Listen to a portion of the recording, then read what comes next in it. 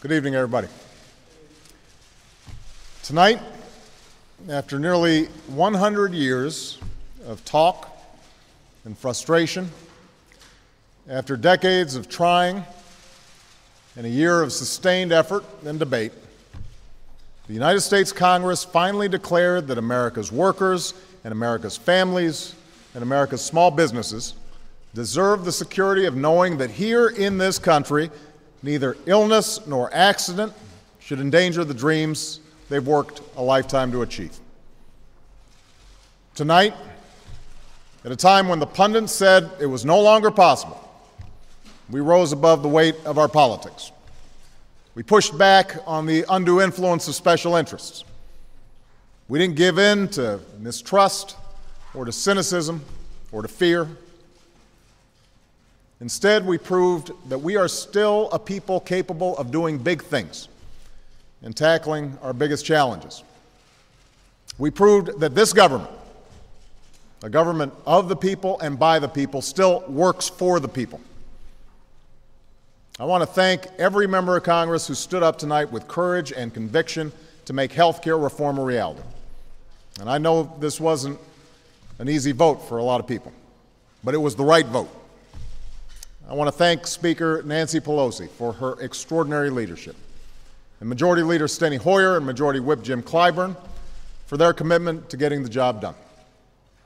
I want to thank my outstanding Vice President, Joe Biden, and my wonderful Secretary of Health and Human Services, Kathleen Sebelius, for their fantastic work on this issue.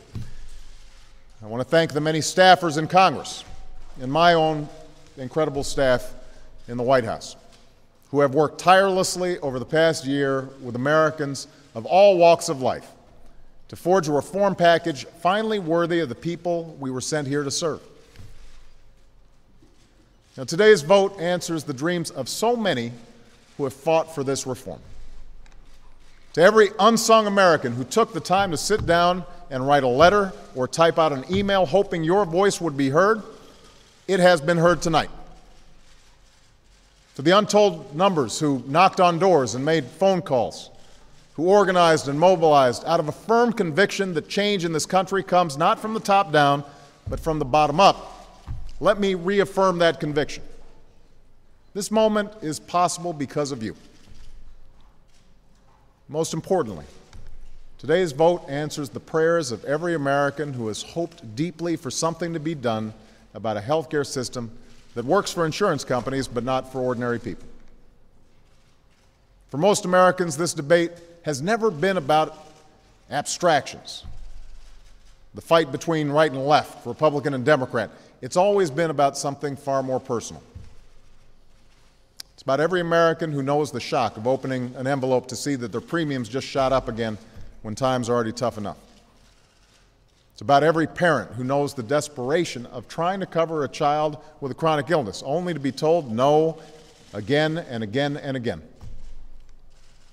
It's about every small business owner forced to choose between insuring employees and staying open for business. They are why we committed ourselves to this cause. Tonight's vote is not a victory for any one party.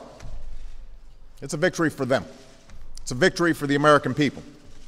And it's a victory for common sense. Now, it probably goes without saying that tonight's vote will give rise to a frenzy of instant analysis.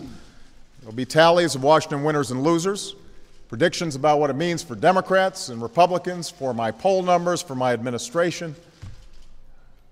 But long after the debate fades away and the prognostication fades away and the dust settles, what will remain standing is not the government-run system some feared or the status quo that serves the interests of the insurance industry, but a healthcare system that incorporates ideas from both parties, a system that works better for the American people. If you have health insurance, this reform just gave you more control by reining in the worst excesses and abuses of the insurance industry with some of the toughest consumer protections this country has ever known, so that you are actually getting what you pay for. If you don't have insurance, this reform gives you a chance to be a part of a big purchasing pool that will give you choice and competition and cheaper prices for insurance. And it includes the largest health care tax cut for working families and small businesses in history, so that if you lose your job and you change jobs, start that new business, you'll finally be able to purchase quality, affordable care and the security and peace of mind that comes with it. This reform is the right thing to do for our seniors. It makes Medicare stronger and more solvent, extending its life by almost a decade. And it's the right thing to do for our future.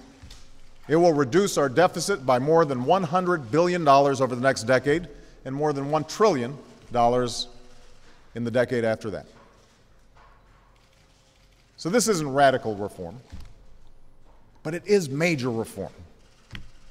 This legislation will not fix everything that ails our healthcare system, but it moves us decisively in the right direction. This is what change looks like. Now, as momentous as this day is, it's not the end of this journey.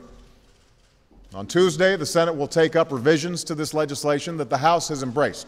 And these are revisions that have strengthened this law and removed provisions that had no place in it.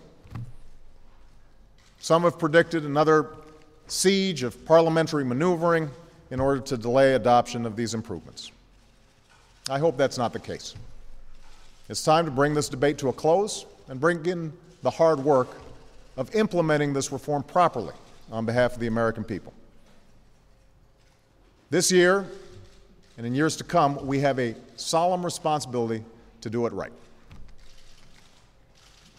Nor does this day represent the end of the work that faces our country. The work of revitalizing our economy goes on. The work of promoting private sector job creation goes on. The work of putting American families' dreams back within reach goes on. And we march on with renewed confidence, energized by this victory on their behalf.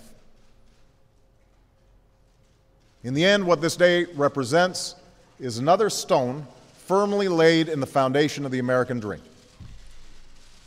Tonight, we answered the call of history, as so many generations of Americans have before us. When faced with crisis, we did not shrink from our challenge. We overcame it. We did not avoid our responsibility. We embraced it. We did not fear our future. We shaped it. Thank you. God bless you, and may God bless the United States of America.